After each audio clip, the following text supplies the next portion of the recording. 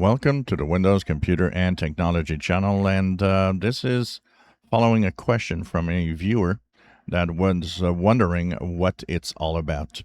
So if you go into your Settings app and you go into the System tab on the left, if you go down, there's a part of the choices that is System Components. And it says you can manage system components that are pre-installed on Windows. And you click here, and there's a list of components of all sorts that are already installed. So, for example, apps like the phone link, the game bar if you're using Xbox game bar, things like that.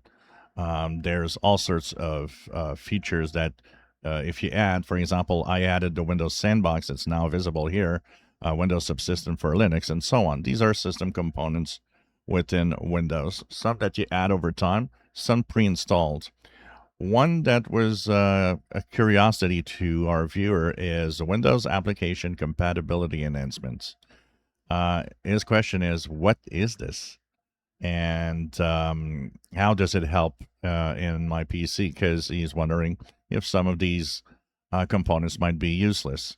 So the Windows Application Compatibility Enhancement is actually there to have older software run well on Windows 11. So the first thing it does is simply, if you have an older piece of software that's trying to run maybe in a way that Windows 11 is not made to be, it's not made to be working at, what that app is going to do, what that component is going to do, is try to basically imitate or emulate certain aspects of an older version of Windows that is different today so that the app works. This is also why and where it comes from. When you have an older app and you right click on it and you go to the properties, you can play with the compatibility. So you can put a check mark. So you want to run this app in different versions of Windows, and try to please the app into running.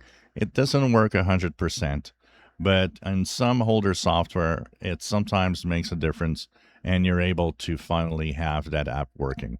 So this is all part of that component. This is why that compatibility component exists in Windows 11. If you enjoy my videos, please subscribe, give us thumbs up. Thank you for watching.